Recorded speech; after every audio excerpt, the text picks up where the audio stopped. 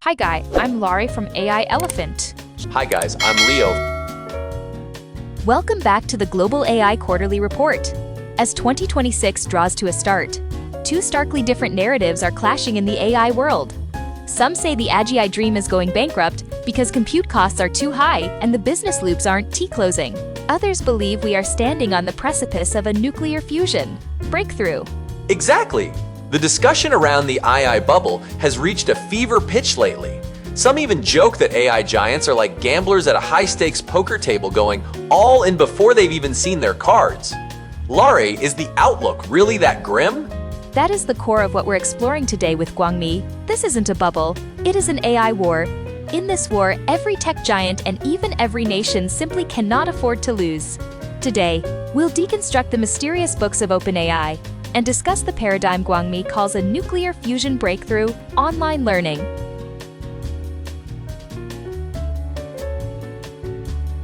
Guangmi makes a crucial point. We must view AI as the new national defense, or a nuclear weapon.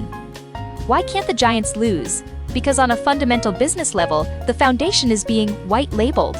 In the past, developers chose AWS or Azure. Now, they choose a model. If you don't own the model layer, your cloud service becomes a mere foundry hidden in the background. I see. It is like HP and Dell becoming mere hardware assemblers, but still, is it necessary to burn hundreds of billions of dollars just for defense?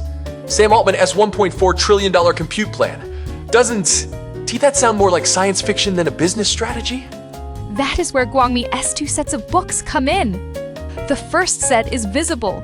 If OpenAI hits 400 million paying users plus API and ad revenue by 2030, they reach a $200 billion annual revenue comparable to Meta.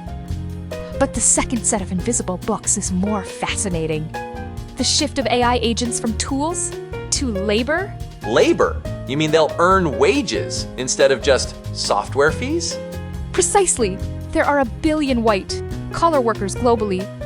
If AI can replace just 10% of that work end to end, and if an agent earns a fraction of a human salary, that market size explodes by several orders of magnitude. Add to that the value in coding and scientific discovery, and you realize this war is about seizing the entry ticket to the future digital economy.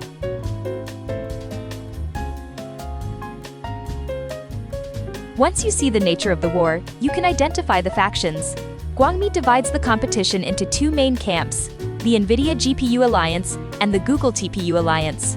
Google is currently acting like the Apple of the AI era, integrating everything from chips and models to cloud and products.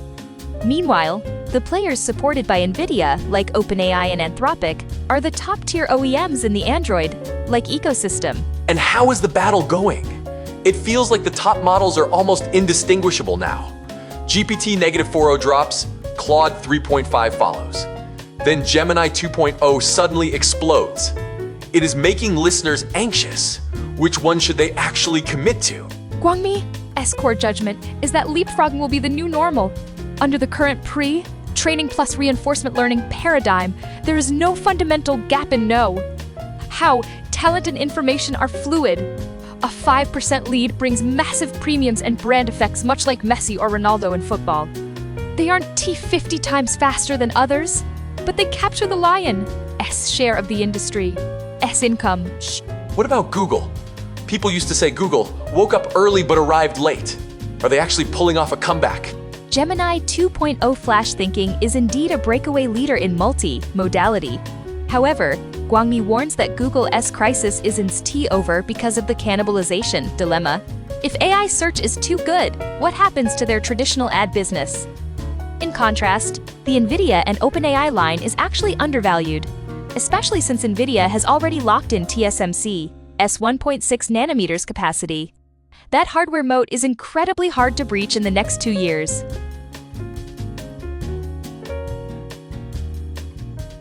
Now for the hardest part of today's talk, Guangmi's controversial take.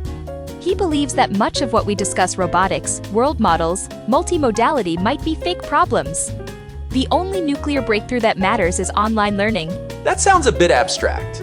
Don't models update every day? Isn't that already online learning? Not at all. Current models are essentially massive compressors. Guangmi uses a brilliant analogy. Pre-training is oil. It is a fossil fuel, massive in volume but messy. Reinforcement learning RL is renewable energy useful, but limited by data. Online learning is nuclear fusion.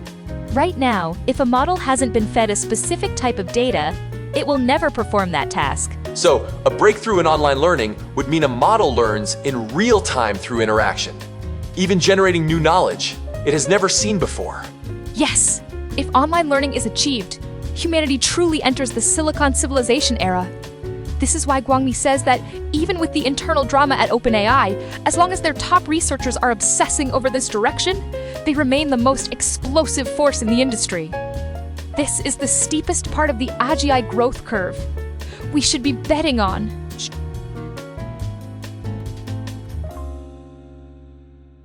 Since this is a marathon, your investment strategy can't be a YOLO move anymore. Guangmi suggests a horizontal and vertical framework. Horizontal is about distilling human expert knowledge to cover long-tail industries. Vertical is betting on that next technical paradigm we just discussed. What about specific allocations? For ordinary investors or practitioners, what should we prioritize? He pointed out a satirical observation. In Silicon Valley, the most top-tier companies actually have the least bubble because their revenue growth R is real. The current advice is diversification: OpenAI, ByteDance, Google, Anthropic, NVIDIA, and TSMC. A bit of everything. Because it is hard to tell who will be the first to break through that online learning window. It sounds like this isn't just a technical race, but a battle of cash flow and willpower.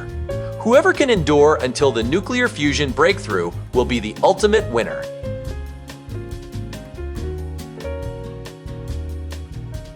This conversation gives us a clear coordinate. Dawn, to be distracted by short-term noise. AI is not a bubble, it is a war for survival.